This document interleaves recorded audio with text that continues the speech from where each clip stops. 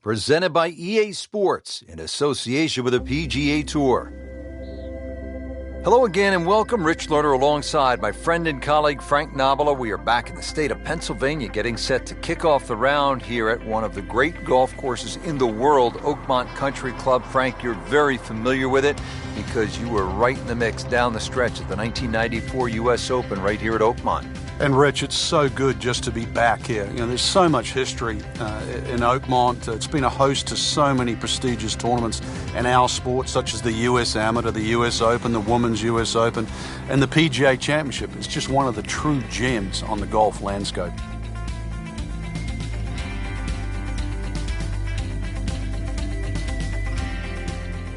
Now at the first, 482-yard opening par 4.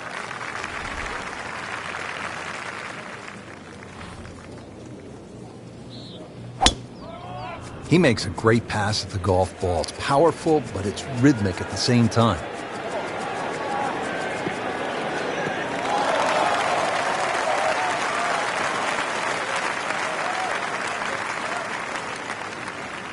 I tell you, there's long and long, and that, with a little bit of breeze behind, it's long. He rode the wind there to payday. He's going to have a good look coming up.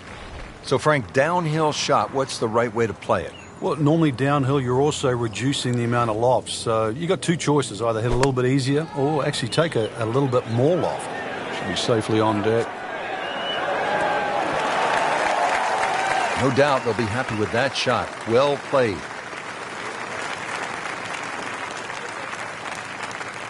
You don't want to let this one get away. This is about concentration and focus at this point. 1 under early in the round.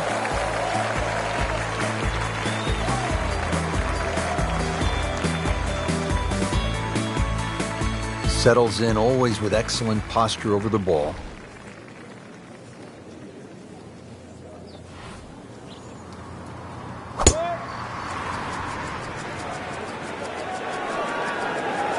Tom Weiskopf was one of my idols growing up. I loved the way he swung. That swing right there reminds me of my idol.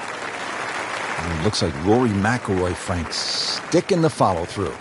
Second shot, good look at the green.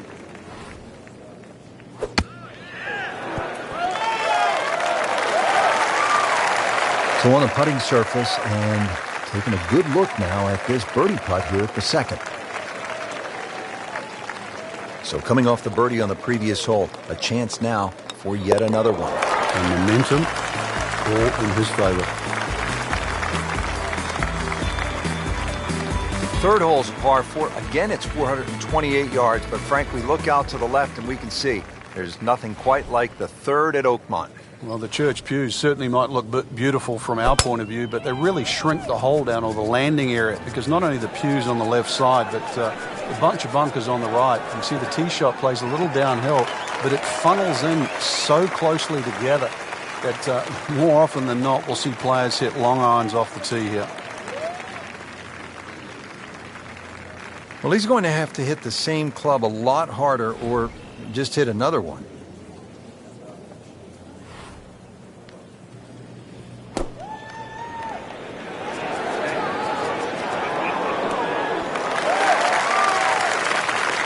That would be a great look at birdie. Boy, this would be nice, Frank. I mean, you talk about jump-starting a round. If he were to make another birdie, boy, he'd really have it going in the right direction. You can sort of feel it too. People around there know. I've seen the birdies to this point. These putts keep the round together.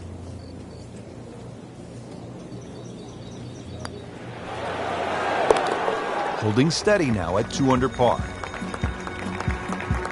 Fourth hole now. Long par 5 at 609 yards.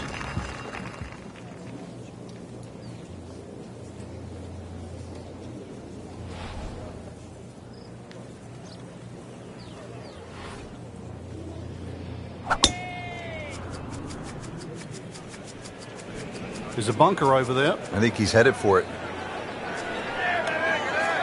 No fairway here. This one in that rough. Second shot from the rough. It's on the way.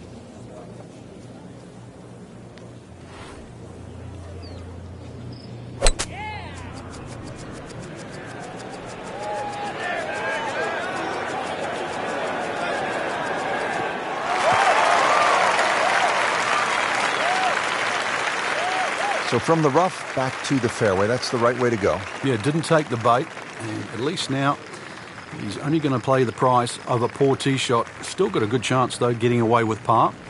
Chance to get it close here. Frank, the beauty of golf, we're not playing inside a dome with no wind. You have to be able to handle the elements. You do, and that's really where the better player comes through. On a day like today, anything around par is going to be a good score, so just adjust your own mental par. Birdie try up next.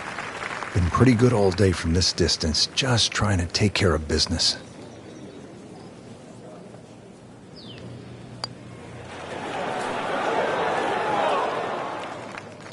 Very well done, almost made it. Yeah, there'll be no stress for the next one. Par attempt here.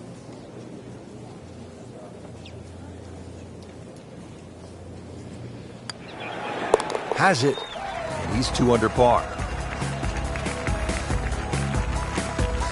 We're at the 5th hole now. Short hole, but Frank, pretty challenging, even at 382 yards. Yeah, you've got the bunkers are staggered. The first 3 coming down the left side, and then they start to link up with the ones on the right side that just sort of narrow this fairway up. It just sort of changes the strategy. But if you can just sort of thread an iron up there, that's the main thing. Because this green is going to be very narrow in the front and then slope away to the player's left.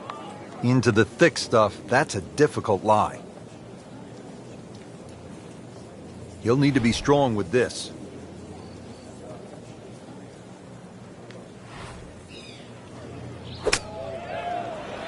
Well, this one should be safely on deck here. How good was that, Frank, from the rough? Oh, that's amazing. That's a masterclass in short game.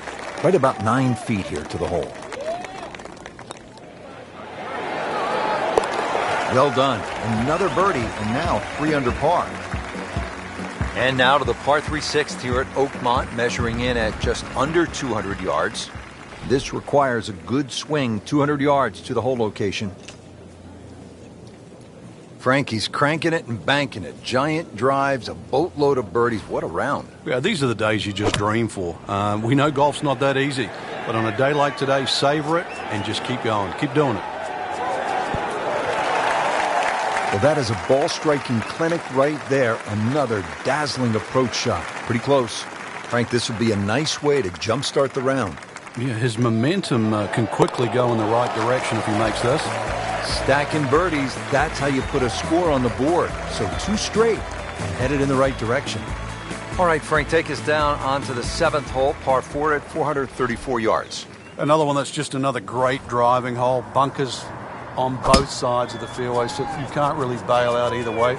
Used to be some trees in that down the right side. They've been removed, replaced now by fescue. So if you do miss those bunkers right or left, it's not exactly going to be the easiest chip out to the fairway. Another one that's a must-hit fairway. Reason why? It's a long par 4, and it's the only way you can hit this par 4 and 2.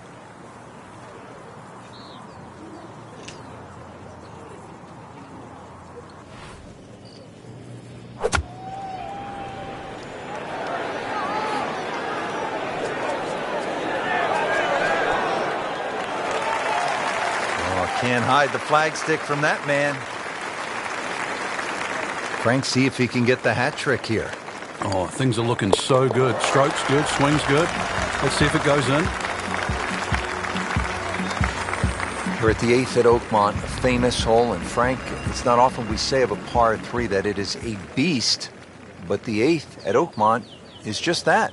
Yeah, you can imagine a 300-yard par 3 to a flat green. That would be hard enough. But imagine a 300-yard par 3 at a U.S. Open to a green that goes up at the front and then crowns at the top and then slips away at both sides.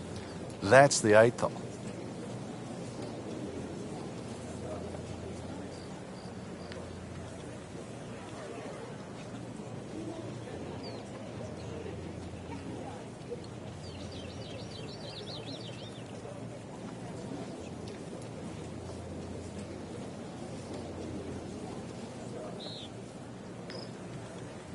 This is how the game is supposed to be played. This has been just outstanding. Beautiful to watch.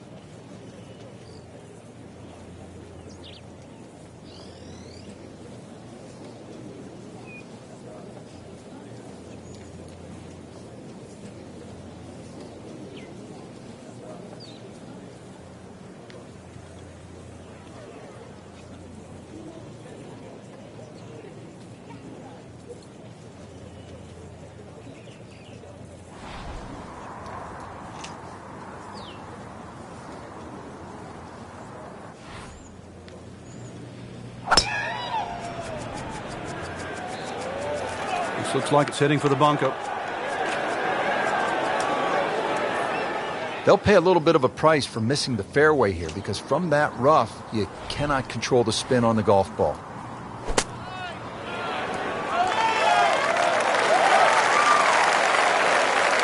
Nice approach shot. He'll be happy with that. Settles in over the putt. Just an amazing display. The records continue to fall. Rounding out the front nine here at Oakmont, Frank, it looks to be straight away, uphill. Anything to be cautious about on this tee shot? Well, there certainly is. Years gone by, this was a par 5 for the US Opens of yesteryear. Par 5 still for the members. And the reason why is it's a little bit uphill, semi-blind tee shot, bunkers left and right, and of course rough if you miss those. This is one of those holes, even though it's a par 4 now, you miss the fairway here, you are not reaching this green in two. Getting set for another approach, our featured golfer really looks dialed in at this point. Yeah, right now this is a great feeling to have as a golfer. Your swing's good, the timing, it's almost like it's just completely natural. You don't have to think. The swing is exactly where you want it to be. So, without a doubt, that will be on the highlight reel later tonight. Excellent shot. Setting up to start the back nine here, and if it's anywhere